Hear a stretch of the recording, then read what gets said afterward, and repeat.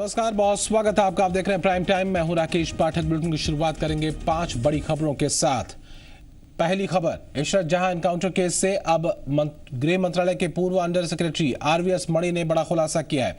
RVS मणि ने दावा किया कि उन पर हलफनामा बदलवाने के लिए दबाव बनाया गया था। दूसरी खबर जुड़ी है कांग्रेस उपाध्यक्ष राहुल गांधी से। लोकसभा में बहस के दौरान राहुल गांधी ने सरकार और प्रधानमंत्री नरेंद्र मोदी पर बड़ा हमला किया।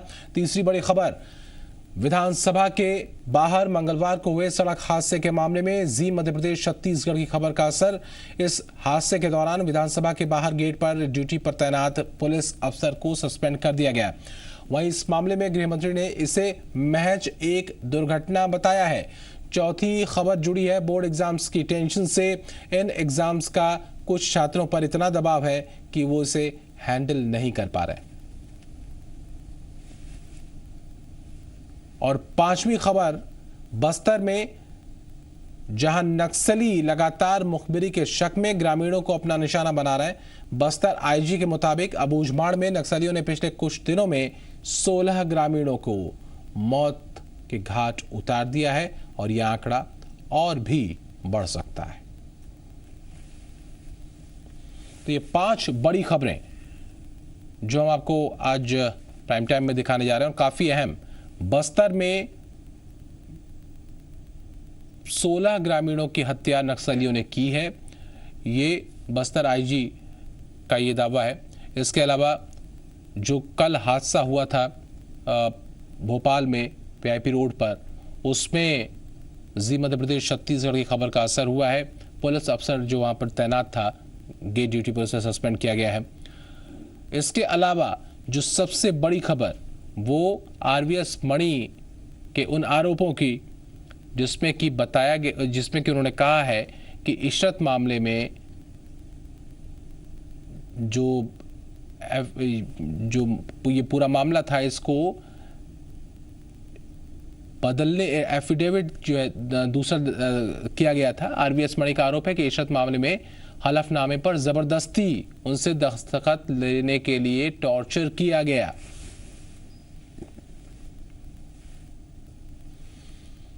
जी, तो यूपीए सरकार के गृह मंत्री पी चिदंबरम के इशारे पर इशरत मामले में दूसरा एफिडेविट दायर किया गया था, जिसका हम अभी जिक्र कर रहे हैं। आरवीएस मणि का आरोप है कि इशरत मामले में दूसरे हलफनामे पर जबरदस्ती दस्तखत के लिए उन्हें टॉर्चर किया गया और तत्कालीन एसआईटी चीफ सतीश वर्मा ने उन्हें सिगरेट से दागा।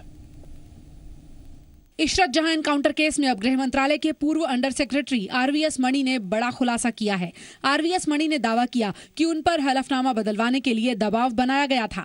मणि ने हलफनामे पर जबरदस्ती दस्तखत कराने के लिए तत्कालीन एसआईटी चीफ सतीश वर्मा पर टॉर्चर करने का भी आरोप लगाया।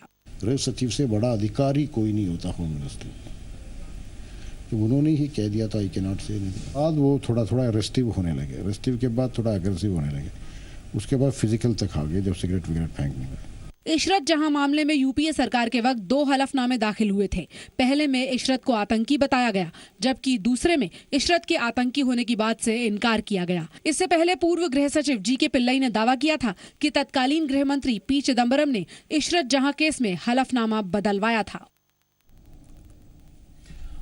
और इधर लोकसभा में कांग्रेस उपाध्यक्ष राहुल गांधी ने मोदी सरकार पर जमकर हमला बोला। राहुल ने आरोप लगाया कि मोदी सरकार अपने वायदे पूरे करने में फेल हो गई है। राहुल ने कहा कि चुनाव से पहले बीजेपी ने देश के लोगों को बड़े बड़े सपने दिखाए, लेकिन सत्ता में आने के बाद उन्हें भूल गई। राहुल ने कहा कि मोदी ने लोगों को बब्बर शेर दिखा दिए, लेकिन किसी को रोजगार नहीं मिला। राहुल गांधी ने रोहित वेमुला खुदकुशी और जेएनयू मामले को लेकर भी सरकार को घेरने की कोशिश की। राहुल गांधी ने काले धन को लेकर भी सरकार पर हमला बोला। राहुल ने वित्त मंत्री पर तंज कसते हुए कहा कि सरकार ब्लैक मनी से निपटने के लिए फेयर एंड लवली स्कीम लेकर आई है। जिसने भी काला धन कमाया है उसको मैं जेल के अंदर डालूंगा। फेयर एंड लवली योजना में भैया किसी को जेल नहीं मिलेगी। अरुण जेटली जी के पास जाइए, टैक्स दीजिए और अपने पैसे को सफेद कर दीजिए।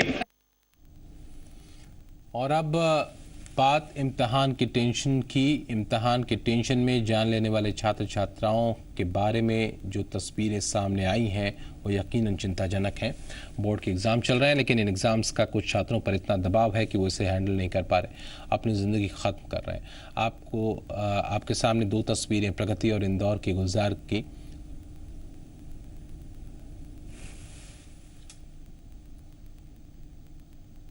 तो परीक्षाओं में तनाव का होना लाजमी है, लेकिन अगर ये तनाव ज़िंदगी पर भारी पड़ने लग जाए तो चिंता होती है, जिसकी वजह से छात्र छात्राएं सुसाइड जैसा कदम उठा रहे हैं। एक बार फिर ऐसी घटनाएं सामने आई हैं। सूबे के अलग अलग हिस्सों से आई बच्चों की सुसाइड की खबरें चिंता की गहरी लकीरें खींचती हैं। आखिर क्यों हमारे नौनिहाल जिंदगी हार रहे हैं? क्यों बच्चे तनाव के दलदल में इस कदर फंस रहे हैं कि वो खत्म हो रहे हैं? कहीं हमारी अपेक्षाओं का बोझ उन पर हावी तो नहीं?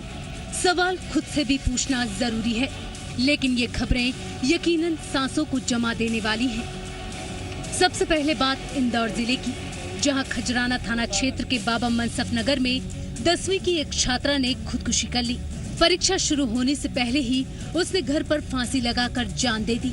घटना के वक्त घर पर उसकी मां और भाई भी मौजूद थे, लेकिन दोनों को इसकी भनक तक नहीं लगी।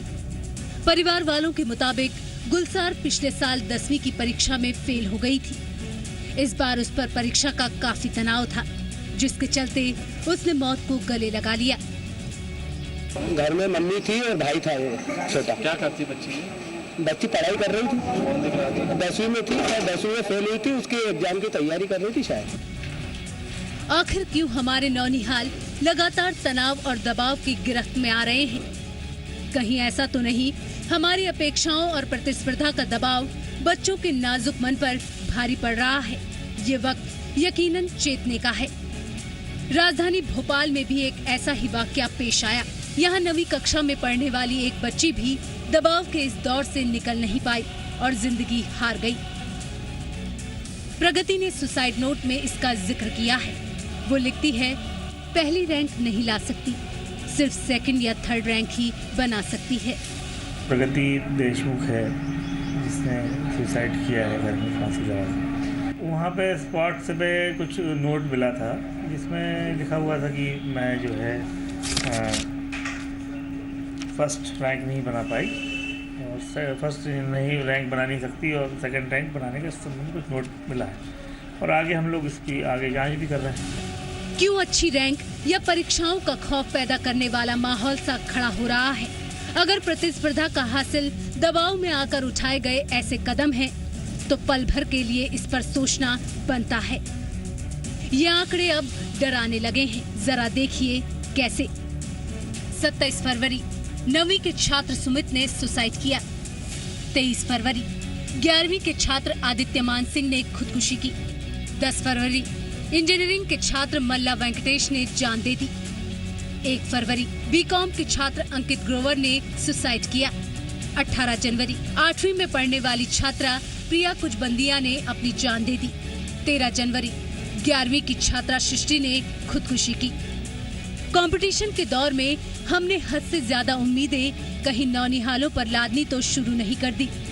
जाने अनजाने इस पर विचार तो करना पड़ेगा, लेकिन बच्चों को भी ये समझाने की जरूरत है कि परीक्षाएं विषय के परख के लिए होती हैं, व्यक्तित्व या फिर बुद्धि की परख के लिए नहीं। ऐसे बहुत सारे व्यक्तित्व हैं जो अपने एकेडमिक या स्कूली शिक्षा के दौर में कभी भी बेहतर नहीं रहे, लेकिन उन्होंने एक मुकाम हासिल किया और समाज में अपनी पहचान बनाई। इसलिए हम कह रहे हैं, ये मुद्दा आपका है, हमारा है, हम सभी का है और मिलकर हमें अपने नौनिहालों को दबाव के दलदल से निकालना है। भोपाल से शरद श्रीवास्तव और इंदौर से शरद व्यास के साथ ब्यूरो रिपोर्ट, जी मीडिया। इधर भोपाल के शाहजहानाबाद में 9वीं के छात्र ने सुसाइड की कोशिश की है। बताया जा रहा है कि छात्र पेपर देकर घर लौटा था, जहां उसने खुद को आग के हवाले कर दिया। सोनू अहिरवार नाम का ये छात्र परीक्षा में नकल करते पकड़ा गया था। छात्र को गंभीर हालत में हमीदिया अस्पताल में भर्ती कराया गया है। एग्ज़ाम देने गया था, 9th में पढ़ता है, LGS स्कूल है खानू गाँव में, और जब वापस आया तो घर में कोई नहीं था, इसने तब आग लगा दी इसमें। तो सूचना पे इसको एडमिट वगैरह करवाया गया, अभी इसका इलाज चल रहा है। मुरैना के एक निजी स्कूल ने फीस न भरे जाने पर प्रवेश पत्र न देने की स्थिति में छात्र की मां ने मंगलसूत्र गिरवी रखकर फीस के पैसे चुकाए। मुरैना के बंदपुरा गांव का सतीश सिंह सराय चौला में संचालित किसान हायर सेकेंडरी स्कूल में 10वीं का छात्र है। मंगलवार से 10वीं के बोर्ड की परीक्षाएं शुरू हो गई। छात्र के पिता कह रहा है कि 10वीं बोर्ड की परीक्षाएं आई तो स्कूल प्रबंधन ने फीस न देने की स्थिति में प्रवेश पत्र न देने की बात छात्र से कही। छात्र ने पूरी बात मां को बताई तो मां ने मंगलसूत्र को ज्वेलर्स के यहाँ गिरवी रख करके उसके लिए फीस इकट्ठा किया। इसके बाद ही छात्र को प्रवेश पत्र मिल सका। सतीश के पिता मजदूरी करते हैं तो मां लोगों के यहाँ झाड़ू पोछा का काम करती है। वहीं इस बारे में स्कूल प्रबंधन का कहना है कि फीस न देने की स्थिति में छात्र का प्रवेश पत्र नहीं रोका गया। परिवार ने जो फीस जमा की है वो 9वीं कक्षा की फीस है। मामले पर एडीएम विवेक सिंह का कहना है कि यह बेहद गंभीर मामला है। जांच के बाद दोषियों पर कार्रवाई की जाएगी। वहीं भोपाल में विधानसभा के बाहर सड़क हादसे में हुई युवक की मौत के मामले में गृहमंत्री बाबूलाल गौर का बयान सुर्खियों में है। बाबूलाल गौर ने इसे महज एक दुर्घटना बताया। वहीं 108 एम्बुलेंस को भी क्लीन चिट देते हुए उन्होंने कहा कि समय पर सूचना नहीं मिली होगी, लिहाजा 108 एम्बुलेंस नहीं पहुंची। सूचना देने के बाद भी 108 एम्बुलेंस के नहीं पहुंचने पर पूछे गए सवाल पर बाबूलाल गौर ने ये बयान दिया है। आपको बता दें कि हादसे के बाद काफी देर तक युवक जख्मी हालत में घटनास्थल पर पड़ा रहा, डर से तड़पता रहा, लेकिन उसे किसी ने मदद नहीं पहुंचाई और आखिरकार इलाज के दौरान उसने दम तोड़ दिया। मंगलवार को खुद मुख्यमंत्री शिवराज सिंह चौहान ने इस घटना को बेहद दुखद बताया था। कल जो विधानसभा के बाहर हादसा हुआ उस पर क्या एक्शन होगा? दुर्घटना है वो। हाँ दुर्घटना है।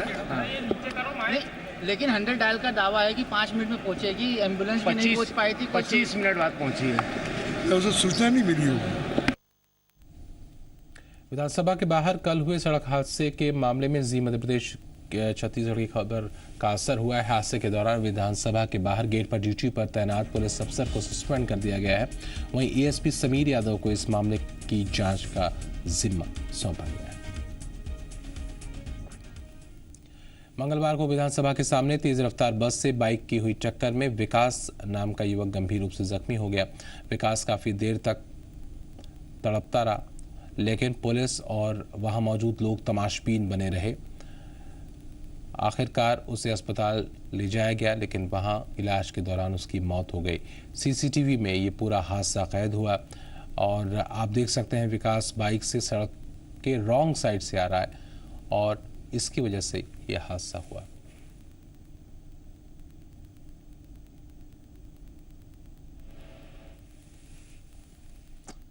आगे बढ़ते हैं। बैतूल हरदा से बीजेपी सांसद और पार्टी की राष्ट्रीय सचिव ज्योति दुर्वे की आने वाले समय में मुसीबतें बढ़ सकती हैं। मध्य प्रदेश हाईकोर्ट ने उनकी जाति प्रमाण पत्र की जांच के लिए हाई पावर कमेटी को निर्देश दिए हैं। जस्टिस आलोक आराधे की एकल पीठ में दायर याचिका में ये निर्देश जारी हुआ है। हाईकोर्ट ने जाति प्रमाण पत्रों की जांच करने वाली हाई पावर कमेटी को सांसद ज्योति दुर्वे की जाति प्रमाण पत्र की जाँच 3 माह में पूरी कर हाई कोर्ट में पेश करने को कहा है। ज्योति दुर्वे के खिलाफ बैतूल के वकील शंकर पेड्राम ने याचिका दायर की है। उन्होंने फर्जी जाति प्रमाण पत्र के जरिए चुनाव जीतने का आरोप लगाया।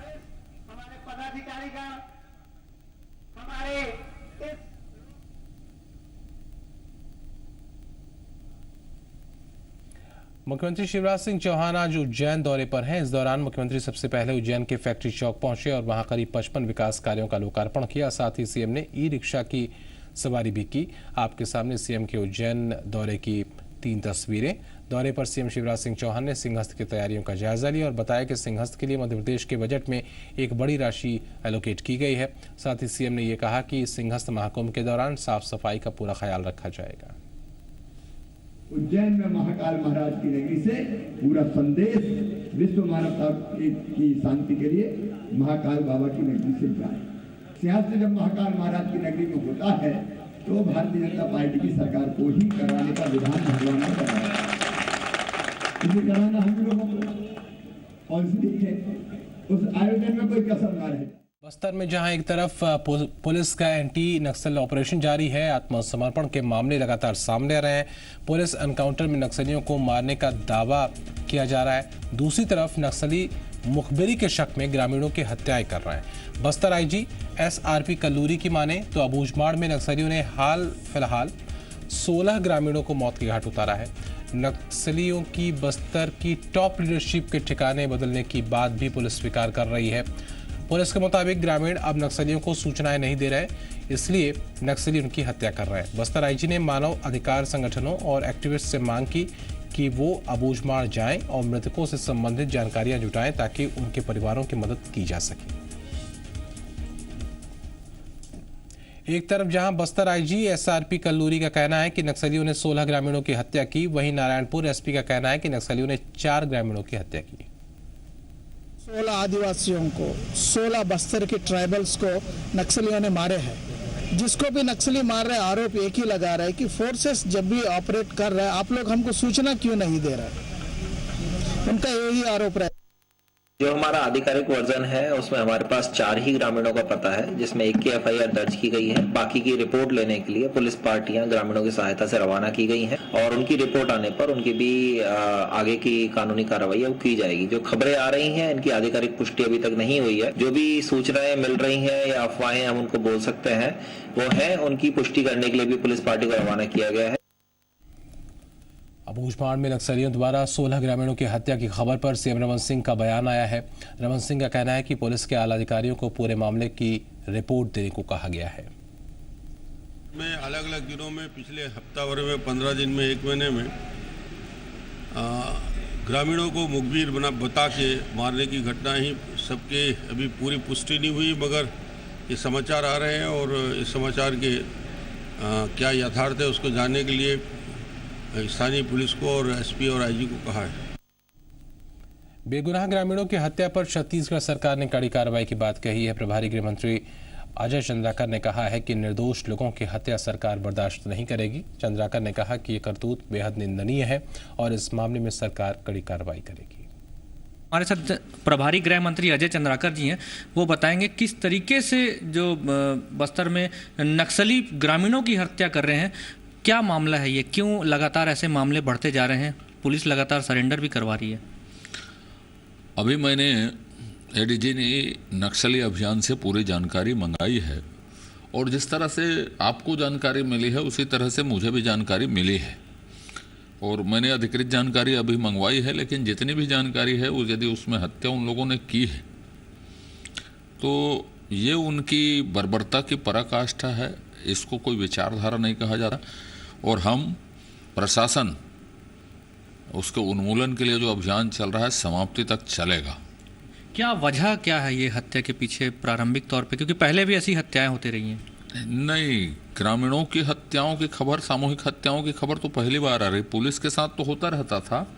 यदि इनोसेंट लोगों की उन्होंने इस तरह से हत्या की है तो उनको तो कीमत चुकानी पड़ेगी। किस स्तर की जांच होगी, मतलब पुलिस किस तरीके से अब इस पे काम करे, क्योंकि आमतौर पर बस्तर में ये कहानियां सामने आती है कि सच्चाई कुछ और है और हकीकत कुछ और है, इस तरीके से बात भी आती है।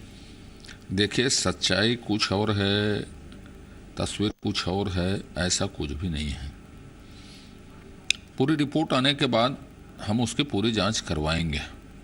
अभी अबूझमाड़ की बात है, अबूझमाड़ की स्थिति आपको अच्छे से मालूम है, इसलिए कुछ भी कहना अभी जल्दबाजी होगी। इस तरीके से जब हत्या होती है तो इसकी ये वजह बाद में सामने आती है कि नक्सली एक दबाव बनाना चाहते हैं। लगातार जो सरेंडर हो रहे हैं, पुलिस को कामयाबी मिलते जा रही है, तो क्या वो दबाव इसके पीछे बड़ी वजह मानी जा सकती है? दबाव ही नहीं है, ये दबाव की चरम सीमा पर है। उनका केडर बिखर रहा है, उनका केडर टूट रहा है, उनकी भर्ती नहीं हो रही है, खुद वो स्वीकार कर रहे हैं, तो ये बौखलाहट है। और जब वो बोलते हैं किसी ज़रूरतमंद के खिलाफ तो एक गलत बात साबित करते हैं। जिनके लिए लड़ाई लड़ रहे हैं ऐसा वो कहते हैं तो उनकी हत्या क्यों कर रहे हैं? यदि उनकी लड़ाई प्रशासन से है तो प्रशासन से लड़ाई लड़े, प्रशासन उसके लिए तैयार है। निर्दोष बीच में कहाँ से आ गए? तो सुना आपने, प्रशासन से सीधी लड़ाई है, निर्दोषों की हत्या सरकार बर्दाश्त नहीं करेगी।